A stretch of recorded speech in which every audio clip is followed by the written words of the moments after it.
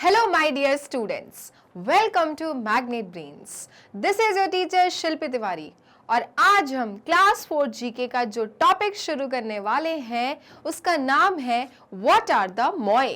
अब ये मोए शब्द जो है आपके लिए बहुत ज़्यादा होगा नया, राइट? क्योंकि मोए शब्द हमने कभी यूज़ किया ही नहीं है। So children, let me tell you something. Can you see the picture behind me? क्या आपको ये पिक्चर्स मेरे पीछे दिखाई दे रही हैं? सो चिल्ड्रन, इन पिक्चर्स में जो स्टैचूज बने हुए हैं, जो पुतले बने हुए हैं, इन्हीं को कहते हैं मोए। सो चिल्ड्रन, क्यों कहते हैं इन्हें मोए और क्या है ये स्टैचूज? क्या पर्पस के लिए इन स्टैचूज का निर्माण किया गया था? ये सब आज हम जानेंगे आपके चैप्टर जनरल नॉलेज के टॉपिक में व्हाट आर द मोए। ओके, जैसे कि चिल्ड्रन आप जानते हैं कि जो हमारे एंसेस्टर्स थे, है ना, जो हमारे से पहले से लोग जो रह रहे थे, उन्हें बहुत अच्छी क्रिएटिव वर्क आता था, है ना। जैसे आप देख सकते हो हमारे खुद के देश में कितने सुंदर सुंदर मॉन्यूमेंट्स बने हुए हैं, इजंट इट? उसी तरह से पूरी दुनिया में ही क्या होंगे, लोग होंगे जो बहुत पहले रह रहे होते थे। सो चिल्ड्रन, उन सब में कहीं ना कहीं कोई ना कोई किसी भी प्रकार का आर्ट छिपा हुआ होता था और इस प्रकार से वो कुछ ना कुछ इस अनोखे काम कर देते थे जो आज तक हम सभी क्या हैं, सरप्राइज्ड हैं उन सारी चीजों को देखकर कि कैसे बनाया होगा उस जमाने में। भाई आज के जमाने में तो you have machines, you have technology, you have transport, but आज से सालों साल पहले तो ये सारी चीज़ें नहीं थी ना। but still जो हमारे ancestors थे वो बहुत अच्छी चीज़ें बना लिया करते थे, कंस्ट्रक्ट कर लिया करते थे और तो और मूव भी कर लिया करते थे। बट कैसे? Without any vehicle, without any technology, how was this possible? But yes, वो तो हुआ ही है और हमारे सामने ये सारी चीजें क्या है, प्रूफ के तौर पर हैं। सो चिल्ड्रन, उसी प्रकार से ये चैप्टर व्हाट आर द मोए आपको बताता है कि किस प्रकार से जो एंसेस्टर्स थे, जो पुराने लोग थे, वो किस प्रकार से इस तरह का कार्विंग्स करते थे, क्रिएटिव आर्ट करते थे और हमें आज की डेट में बिल्कुल छोड़ दिया है surprise, right? We are surprise to see such statues which were built 1000 years ago. All right, so let's start the chapter, children. What are the moai? Standing statues. अब मेरे इंट्रोडक्शन में चैप्टर के आपको इतना तो समझ में आ गया होगा कि जो चैप्टर है वो इन स्टैचूज के बारे में है, लेकिन किस प्रकार के statues? Standing statues, because all the statues which you can see in the picture they all are erect, है ना, सीधे हैं, बिल्कुल सीधे हैं, लेटे हुए नहीं है, ना ही टिल्टेड है। एवरीथिंग इज इरेक्ट, माने सब कुछ क्या है, सीधा है। तो हम आज जो स्टैचूज की बात कर रहे हैं, जिन्हें हम मोए कह रहे हैं, वो सब क्या है, स्टैंडिंग स्टैचूज हैं। Now nearly 1000 years ago, some people rowed canoes across the Pacific Ocean. So children, 1000 years ago, okay, हजारों साल पहले कुछ लोग, सम पीपल, ओके, कुछ लोग क्या किए children, rowed canoes across the Pacific Ocean. Rowing जानते हैं आप? जब आप बोट्स को रो करके एक जगह से दूसरी जगह जाते हैं, उसे हम क्या कहते हैं, चप्पू चलाना। तो उसी तरह से चिल्ड्रन बहुत सालों साल पहले, माने 1000 years ago, जो कुछ लोग थे, सम पीपल, दे रोड कैनोइज, कहाँ पर, अक्रॉस द पैसिफिक ओशन। तो ये बात तो तय है कि जो ये स्टैचूज हैं, स्टैंडिंग स्टैचूज, ये पैसिफिक ओशन के पास हैं। ओके, अगर मैं आपको और क्लियरली बताऊं तो चिल्ड्रन, ये जो स्टैचूज हैं, you will find them in southern of Pacific ocean. Oceans को सबको पता है ना, ओशंस होते हैं ना पूरे अपने अर्थ में, there are oceans. So children, एक ओशन है जिसका नाम है पैसिफिक ओशन। तो पैसिफिक ओशन के सदर्न पार्ट में children there is a place जहां पर आपको ये स्टैंडिंग स्टैचूज मिलते हैं। ओके, अब क्या बोला गया है, कैसे इनकी शुरुआत हुई, तो आप देखिए, नियरली 1000 years ago, हजारों साल पहले कुछ लोग अपनी बोट्स को रो करके कहाँ पहुंचे चिल्ड्रन, पैसिफिक ओशन में पहुंचे। Now, they beached their boats on an island, naming it Rapa Nui. So children, उन्होंने क्या किया, उन्होंने अपनी बोट्स को कहाँ पे रोका जाके, वहां के एक आइलैंड में। भाई पैसिफिक ओशन है, ओशन इतना बड़ा है, वहां तो हजारों आइलैंड्स होंगे ना, टापू हजारों होंगे, तो वहां पर एक टापू था चिल्ड्रन, जहां पे इन लोगों ने अपनी बोट्स को क्या किया, रोका। They stopped, okay, they stopped in one of the islands children, naming it Rapa Nui. और क्या नाम रखा, रैपा नुई नाम रखा। ओके, तो ये जो लोग थे जो अपनी बोट से आ रहे थे, रो करते करते उन्होंने एक आइलैंड देखा, आइलैंड पे जाके उन्होंने स्टॉप किया और उस आइलैंड का नाम क्या दे दिया उन्हें, रैपा नुई। ठीक है, ध्यान रखना, उस आइलैंड का नाम क्या था, रैपा नुई था। और कहां पर है वो पैसिफिक ओशन में है, सदर्न पैसिफिक ओशन में, where you will find thousands of islands. और उसी में एक आइलैंड था जिसका नाम रखा उन लोगों ने Rapa Nui. Alright, okay. Now, volcanoes made the rock that forms the island. All right, अब children, ये जो island है जिसका नाम रैपा नुई रखा उन लोगों ने, वो आखिर बना कैसे? Volcanoes made the rock that forms the island. जब volcano burst हुआ होगा children, तब जाके इस island का formation हुआ जिसका नाम उन लोगों ने क्या रखा, रैपा नुई रखा। Okay, so volcanoes made the rock that forms the island. क्योंकि island में बहुत सारे रॉक्स थे, तो वो रॉक्स कहां से आए, वो रॉक्स वहां से आए चिल्ड्रन जब वोल्केनो क्या हुआ, बर्स्ट हुआ। पता है ना आपको कि जब वोल्केनो बर्स्ट होता है तो बहुत सारी चीजें क्या होती हैं चिल्ड्रन, उसमें से निकलती हैं, क्योंकि लावा मेल्ट होता है और खूब सारी चीजें विद स्मोक क्या होती है, दे कम आउट, isn't it? तो वही रीजन था कि island was full of rocks children, so volcanoes made the rock that forms the island। और उसी तरह से क्या बन गया, वो एक आइलैंड बन गया। Now, when the travelers called the Rapa Nui reached the island, they saw grasslands, palm trees and a lake. फिर जो children, जो travelers थे, याद है फर्स्ट स्लाइड में मैं आपको बता रही थी, कुछ लोग अपनी बोट्स को रो करके पहुंचे एक आइलैंड में, ठीक है, जिन्होंने उस आइलैंड का नाम क्या रख दिया था, रैपा नुई। तो अब उन्होंने रैपा नुई नाम रखा आइलैंड का, तो वो भी क्या कहलाएंगे, रैपा नुई पीपल, है ना भैया। आइलैंड में रह रहे, जैसे कि अगर आप दिल्ली में रह रहे हो तो आप दिल्ली वाले कहलाओगे ना, अगर आप बिहार में रह रहे हो तो बिहार वाले कहलाओगे। तो उसी तरह से ये जो आइलैंड था चिल्ड्रन जिसका नाम रैपा नुई रखा गया, अब वो कौन से लोग कहलाने लगे, Rapa Nui people. Alright, okay. So when the travelers called the Rapa Nui reached the island, जब वो आइलैंड पर पहुंचे थे चिल्ड्रन, they saw grasslands। उस समय वो आइलैंड में क्या देखते हैं, grasslands देखते हैं। grasslands मतलब हर तरफ बढ़िया हरियाली है, grasses है, लैंड अच्छी है। ऑलराइट, पाम ट्रीज हैं, अच्छे सुंदर सुंदर पाम ट्रीज हैं, और क्या है, एक लेक भी है, and a lake children. Okay, so you can सी ये है आपका ओशन, जहां पर वो ट्रैवलर्स जो थे आ रहे थे अपनी बोट से, और फिर उन्होंने एक आइलैंड देखा जिसका नाम रख दिया उन्होंने रैपा नुई।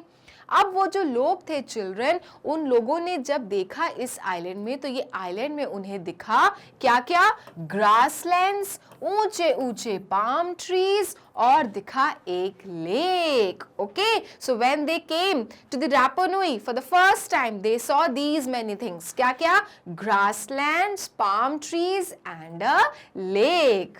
ऑलराइट, जैसे हम कभी कहीं जाते हैं, फर्स्ट टाइम कोई जगह विजिट करते हैं, तो कितनी अच्छी अच्छी चीज़ें हमें दिखाई देती हैं, फिर हम वो सारी चीज़ें देख के कितने खुश होते हैं। ओ माय गॉड, यहाँ पे तो कितना सुंदर वाटर है, ओ यहाँ पे तो कितना सुंदर बीच है, ओ यहाँ तो माउंटेन्स है, खुश होते हैं ना। तो सिमिलरली वही केस हो रहा था रैपा नुई लोगों के साथ में, कि जब वो आइलैंड पे पहुंचे पहली बार, तो वहाँ पे उन्होंने देखा कि ओ माय गॉड, ये जो आइलैंड है यहाँ पे ग्रास लैंड है, ऊंचे ऊंचे पाम ट्रीज हैं, और क्या है, एक लेक भी है। Now The Rapa Nui carved the rock into statues। अब याद है आपको, मैंने कहा था वोल्केनो जब इरप्ट हुआ तो क्या हुए थे, रॉक्स आए थे आइलैंड पे। तो चिल्ड्रन जो रैपा नुई लोग थे, the people who came to the island for the first time and they are known as Rapa Nui only। तो जो रैपा नुई लोग थे चिल्ड्रन, उन्होंने उन रॉक्स को क्या किया, कार्व किया, ठीक है, उसमें क्या किया, चीजें बनाई, उसको नकाशा, उस पे कार्विंग्स करी और उसको क्या रूप दे दिया, स्टैचूज का रूप दे दिया। अब आप सोचो एक रॉक है और उसको क्या बना दिया चिल्ड्रन, उसको एक स्टैचूज का रूप दे दिया, इजंट इट। तो इसको क्या कहेंगे, इसको कहेंगे कार्विंग्स, इजंट इट। और ये काफी आसान बात नहीं है, it is a very very difficult task, सबके बस की बात नहीं है children, it is a difficult task जो कर पाए थे ये रैपनोई पीपल, जो रॉक्स पे क्या बना दिए, स्टैचूज बना दिए with the help of carvings. Then into statues called moai। अब देखो यही बात हुई ना, मैंने आपको स्टार्टिंग में कहा था ना कि वो जो स्टैंडिंग स्टैचूज हैं they are known as moai. So children वो जो स्टोन्स को उन्होंने कार्व करके बनाया स्टैचूज, उन्हीं का नाम उन्होंने क्या रखा, मोai रखा। Okay, so these are moai children, isn't it, कि जो उनको रॉक्स दिखे उस आइलैंड पे, उन्होंने उस पे क्या किया, कार्विंग्स करी और फिर अच्छे अच्छे स्टैचूज बनाए और नाम रख दिया उनका the Moai. Alright, now they made 887 statues. ऐसे कितने स्टैचूज बना डाले उन्होंने, 887। उन रॉक्स को यूज कर करके, कार्विंग्स कर करके उन्होंने टोटल नंबर ऑफ स्टैचूज बनाए 887। Each stands 4 meter high and weighs 13,000 kg। और हर वो एक स्टैचू कितना मीटर हाई था, 4 मीटर। ओके, ये जो स्टैचूज हैं they are 4 metre of height and वजन तो देखो कितना है, 13,000 kg।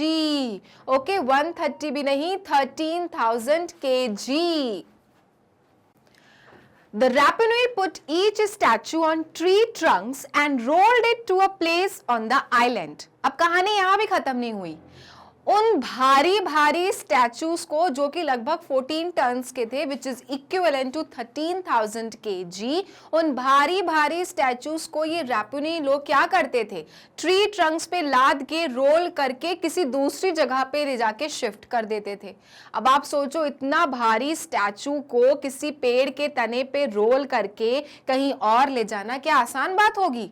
अब उस समय गाड़ियां वाड़ियां तो अवेलेबल नहीं थी, Isn't it? कुछ गाड़ियों का आविष्कार ही नहीं हुआ था, there was no invention as such। लोगों के पास में सिर्फ इक्के दुक्के क्या थे, कुछ आइडियाज थे, और सबसे बड़ा आइडिया यही था लोगों के पास में कि भाई लकड़ी के तने को क्या करो, काटो और लॉग्स को रोल करके एक जगह से दूसरी जगह अपना सामान शिफ्ट करा दो।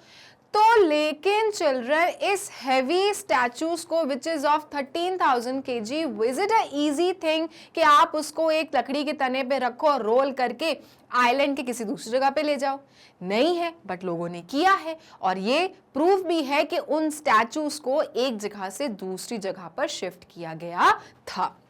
Okay, so the Rapa Nui put each statue on tree trunks and rolled it to a place on the island। और ये बहुत अचंभे की बात है कि आज तक साइंटिस्ट इस चीज की खोज करने में लगे हैं कि हाउ वाज इट पॉसिबल कि इतने सारे स्टैचूज, कितने सारे 887 statues I am telling you कि उन्होंने बनाए थे।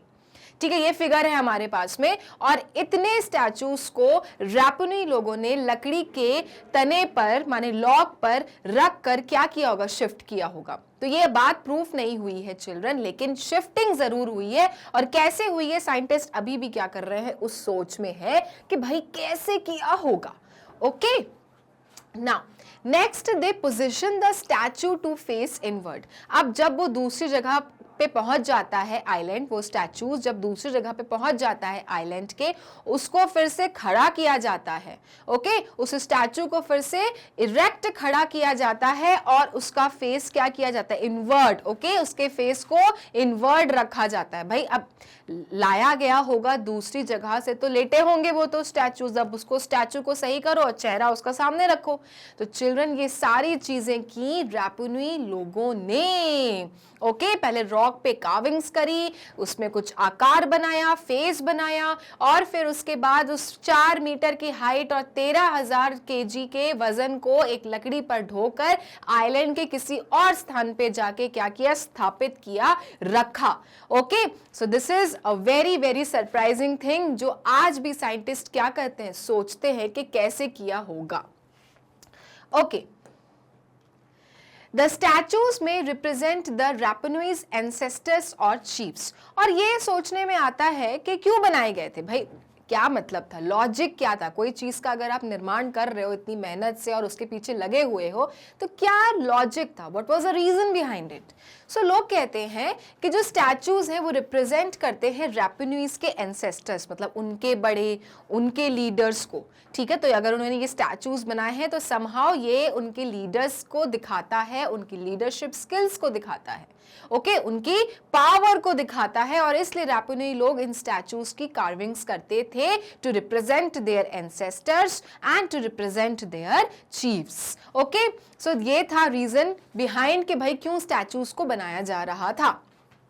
The statues watched over and protected the islanders। और इन स्टैचूज को रख के ये फील कराया जाता था, रैपनोई लोग ये फील करते थे कि उनका जो आइलैंड है वो क्या है, प्रोटेक्टेड है, ओके, क्योंकि गार्ड्स लगे हुए हैं, दीज आर द गार्ड्स, है ना। अब भाई कभी भी घर के सामने गेट्स पे गार्ड्स क्यों रहते हैं, सुरक्षा करने के लिए, सुरक्षा करने के लिए। सो चिल्ड्रन उसी तरह से जो स्टैचूज थे वो क्या कर रहे थे, आइलैंड को वॉच कर रहे थे कि कोई भी दुश्मन आएगा तो हम खड़े हैं, हम स्टैचूज हैं यहाँ पर। तो ये थॉट प्रोसेस होगा रैपनोई लोगों का कि भाई उन्होंने इन स्टैचूज का क्या किया, निर्माण किया।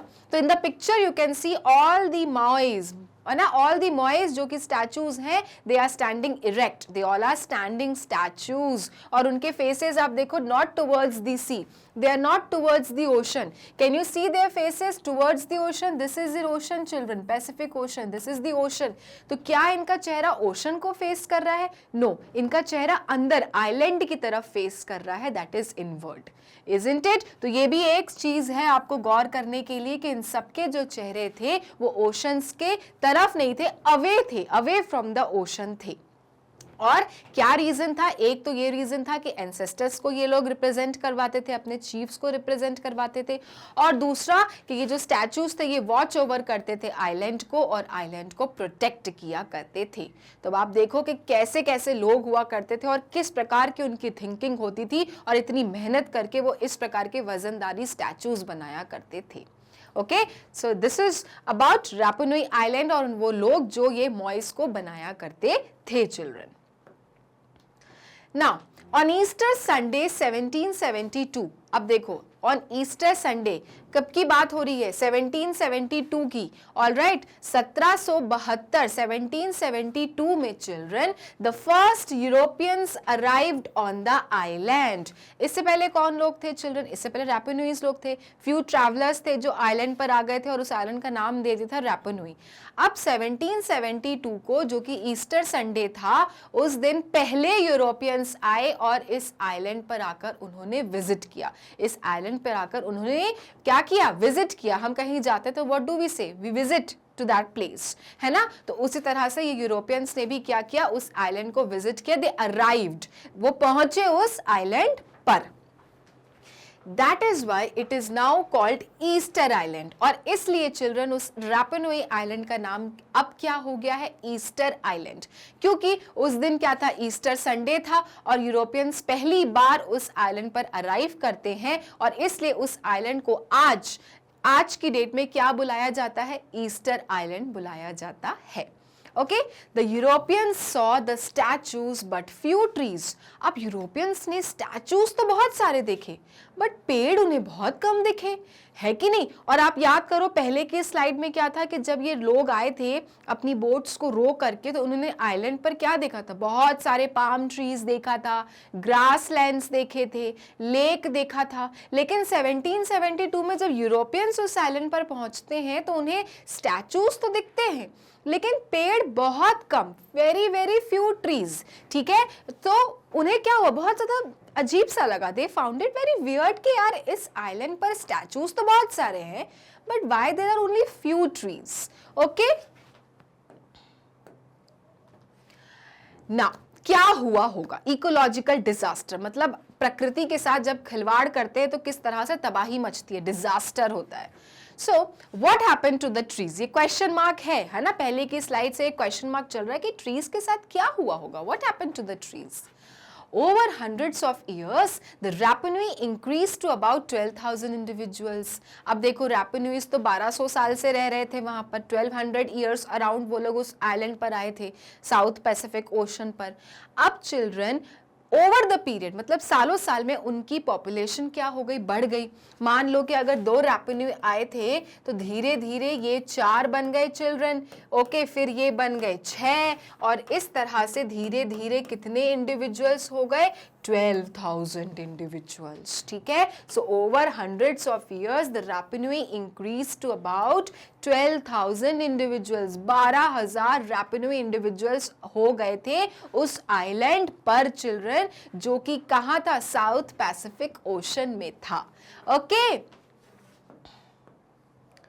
then they may have needed more fresh water than what was in the lake. अब इनिशियली जब वो आए थे तो उन्होंने क्या देखा था कि लेक है, हाई पाम ट्रीज हैं, सुंदर सुंदर ग्रास लैंड्स हैं, लेकिन क्या हुआ, जैसे जैसे जनसंख्या बढ़ी, जैसे जैसे पॉपुलेशन बढ़ा, क्या हो गया चिल्ड्रन, उन्हें और फ्रेश वाटर की रिक्वायरमेंट होगी। भाई ओशन का पानी तो नहीं पी सकते, क्यों नहीं पी सकते बताओ, this we have discussed already in our previous video, because the ocean water is what, saline water, salty water होता है कि नहीं, आप नहीं पी सकते हो उसको, तो फ्रेश वाटर चाहिए। फ्रेश वाटर उनको लेक से ही मिल रहा था। अब लेक से मिल तो रहा था, लेकिन अब डिपेंडेंसी बहुत ज्यादा हो गई थी। कितनी हो गई थी, 12,000 लोगों की डिपेंडेंसी हो गई थी, और वो छोटा सा एक लेक था जो फ्रेश वाटर प्रोवाइड कर रहा था। तो पानी की क्या हो रही थी, किल्लत हो रही थी, there was shortage of fresh water. Now, they may have needed more fresh water than what was in the lake, causing the trees die off. जिससे क्या हुआ होगा कि जो पेड़ होंगे चिल्ड्रन वो खत्म होते चले गए होंगे, है कि नहीं। जब पानी पूरा खत्म कर रहे हैं लोग ही, तो पेड़ों को पानी कुछ नहीं मिल रहा, ट्रीज क्या हो रहे होंगे, मर रहे होंगे। ठीक है, the Rapa Nui cut down trees to make rollers, grow crops, build fires and maybe make shelters. और क्या रीजन है, देखो पेड़ खत्म होने का। यूरोपियंस को यही लगा ना कि स्टैचूज तो इतने सारे हैं, but why there are only few trees. तो रीजन देखो क्या है कि रैपा नुई ने क्या किया होगा, पेड़ भी काटे होंगे तबीयत से, है ना, they must have cut down the trees. क्यों, रोलर्स बनाने के लिए। रोलर्स क्यों बनाने के लिए, क्योंकि याद करो इन स्टैचूज को अगर एक जगह से दूसरी जगह शिफ्ट करना होता था तो उनको लॉग्स जो होते थे, जो पेड़ के जो तने होते थे, उसको रोल कर करके वो अपने स्टैचूज को एक जगह से दूसरी जगह तक पहुंचाते थे। तो इस चक्कर में अपने स्टैचूज को to shift from one place to another place उन्होंने खूब सारे पेड़ काटे होंगे रोलर्स बनाने के लिए। साथ में उन्हें क्रॉप्स ग्रो करनी थी, तो पेड़ों को काटो और जगह बनाओ क्रॉप्स ग्रो करने के लिए, तो पेड़ कट गए होंगे। आग बनाने के लिए भाई पेड़ों की टहनियां काटोगे तब तो आग बना पाओगे, तो टू बिल्ड फायर्स पेड़ कटे होंगे। और चिल्ड्रन शेल्टर्स, अपने घर बनाने के लिए भी हो सकता है उन्होंने खूब पेड़ों की क्या की होगी, कटाई की होगी, राइट। सो 12,000 इंडिविजुअल्स जब हो गए तो रिक्वायरमेंट भी बढ़ गई, फ्रेश वाटर की रिक्वायरमेंट बढ़ गई, घरों की रिक्वायरमेंट बढ़ गई, आग की रिक्वायरमेंट बढ़ गई, क्रॉप्स की रिक्वायरमेंट बढ़ गई, और साथ में स्टैचूज को रोल करके ले जाने के लिए रोलर्स की भी रिक्वायरमेंट बढ़ गई। इसलिए क्या हुआ, खूब पेड़ कटे होंगे। There were lots and lots of cutting down of trees happened during Rapa Nui's visit. Okay, तो ये सब क्या है, ये सब लोगों ने क्या किया, अज्यूम किया कि दैट इज व्हाई वहां पे ट्रीज क्या है, कम है, और स्टैचूज क्या है, ज्यादा है। Okay, then rats brought by the Rapa Nui also destroyed the trees। और साथ में रैपा नुई अपने साथ क्या लेके आए थे, रैट्स, चूहे तो सबसे खतरनाक होते हैं, वो तो सीधे जड़ खा जाते हैं। तो जो रैट्स रैपा नुई अपने साथ में लेके आए थे आइलैंड पर, उन्होंने भी पेड़ों को क्या किया, डिस्ट्रॉय किया, उनको बर्बाद किया। Okay, millions of rats ate seeds that could have grown into trees।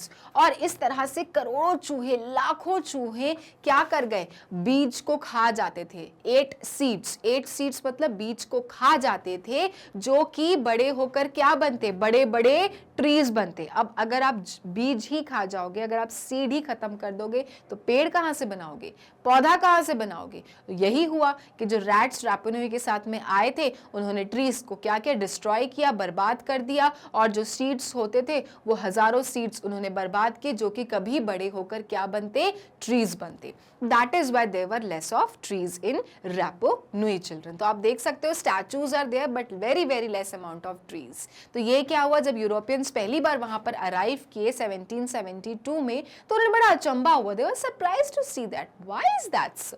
Okay,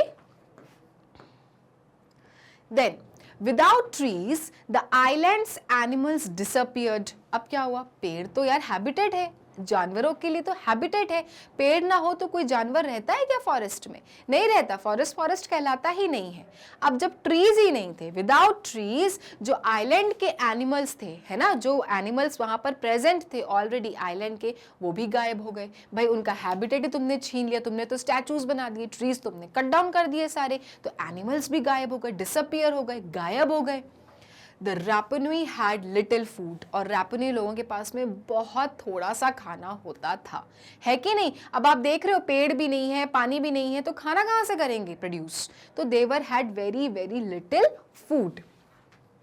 then around 1600 war broke out. अब 1600 के करीब 1600 ईयर्स के अराउंड एक युद्ध भी हो गया, वॉर ब्रोक आउट, है ना, एक युद्ध हुआ, war broke out. Next Europeans arrived bringing germs that killed many Rapa Nui. और फिर क्या हुआ, 1772 में तो यूरोपियंस ही आ गए। अब यूरोपियंस जो आए चिल्ड्रन, उन्होंने खूब सारे जर्म्स लाए अपने साथ, खूब सारे इन्फेक्शंस लाया अपने साथ, जिससे जो रैपो नुई लोग थे जो इन सारी चीजों से क्या थे, दूर थे, इन जर्म्स इन्फेक्शन से, वो सब क्या हो गए, वो सब भी इन्फेक्टेड हो गए, and they all died children, right? तो आप देख रहे हो कि कहां 12,000 इंडिविजुअल से कहां धीरे धीरे धीरे धीरे धीरे धीरे कम कितने होते चले गए, और अल्टीमेटली एवरीवन डाइड। ओके, सो वॉर ब्रोक आउट हुआ कब, 1600 में, तो बहुत सारे रैपो नुई लोग मर गए होंगे। नेक्स्ट जब यूरोपियंस आए तो खूब सारे अपने साथ जर्म्स और इन्फेक्शंस लाए, तो बहुत सारे रैपो नुई क्या हो गए, खत्म हो गए चिल्ड्रन। तो this is how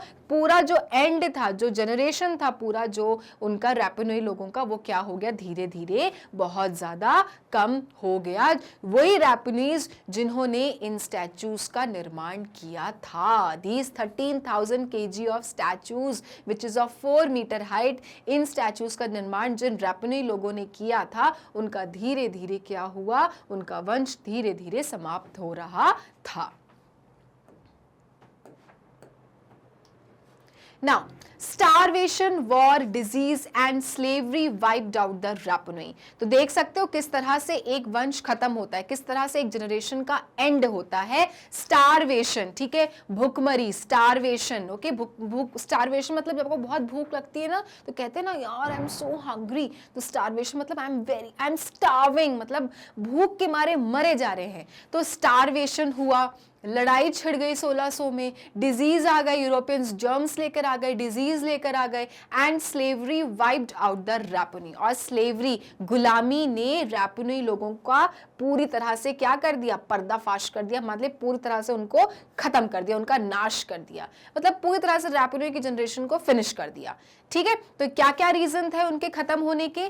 starvation, little food था, वॉर ब्रोक आउट, 1600 में युद्ध छिड़ गया, डिजीज जो कि यूरोपियंस ले आए थे, और स्लेवरी, क्योंकि यूरोपियंस आ गए थे तो उनकी गुलामी करनी पड़ती थी रैपो नुई लोगों को, जिससे वो क्या हो गए, पूरी तरह से खत्म हो चुके थे, everyone finished.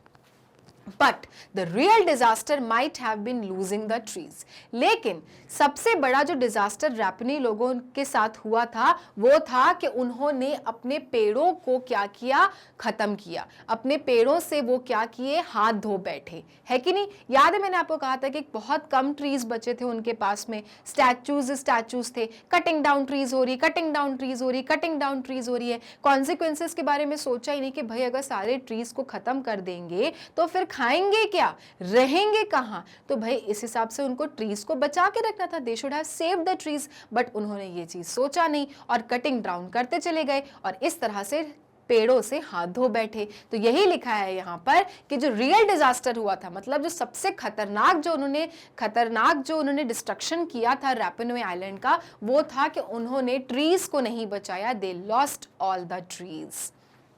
Perhaps their future collapsed as they cut down the island's last tree. और इसलिए शायद उनका फ्यूचर जो था, जो उनकी किस्मत थी, वो भी पूरी तरह से कोलैप्स कर गई, नष्ट हो गई, टूट गई, जब उन्होंने आइलैंड का आखिरी ट्री भी खत्म कर दिया। ओके, और इस तरह से उनका जो फ्यूचर था वो क्या हो गया, खत्म हो गया, और धीरे धीरे रैपो नुई पूरी तरह से क्या हो गए, फिनिश हो गए दुनिया से, है ना।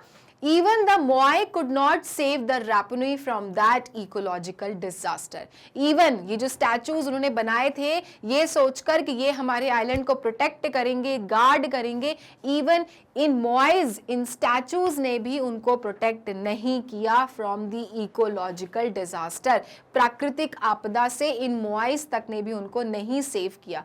कर सकते थे क्या, पॉसिबल है क्या, नहीं पॉसिबल है। आपने इनको बनाने के चक्कर में और इनको शिफ्ट करने के चक्कर में ढेरों आपने पेड़ काटे और आपने अपना फ्यूचर ही तबाह कर दिया। तो ये लेसन मिलता है कि हमेशा आपको सूझबूझ के साथ काम करना चाहिए, है ना। पेड़ों को कट करते चले गए, सोचा ही नहीं कि भाई इतना बड़ा पेड़ दोबारा से लाओगे कहाँ से, आपने तो कट कर दिया। उसके बाद क्या हुआ, आपकी जनसंख्या बढ़ गई, आपके पास में खाने के लिए कुछ नहीं था, पीने के लिए कुछ नहीं था, रहने के लिए कुछ नहीं था, और धीरे धीरे आपका पूरा वंश हो गया खत्म।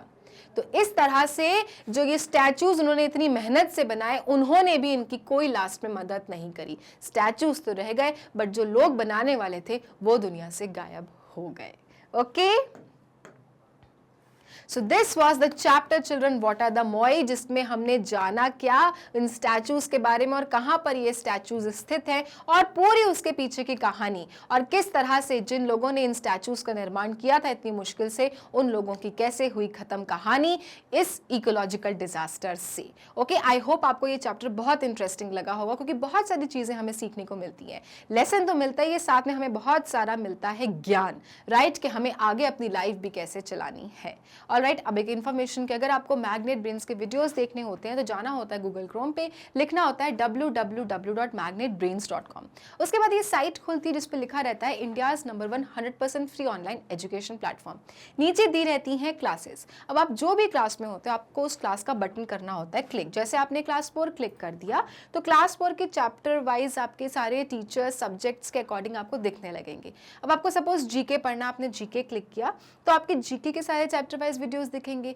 अगर आपको किसी एक पर्टिकुलर चैप्टर पढ़ना होता है जीके का तो आपको क्लिक करना होता है बटन और वीडियो हो जाता है स्टार्ट। और इस तरह से आप बहुत सारे वीडियोस में एक वीडियो को कर सकते हैं तैयार।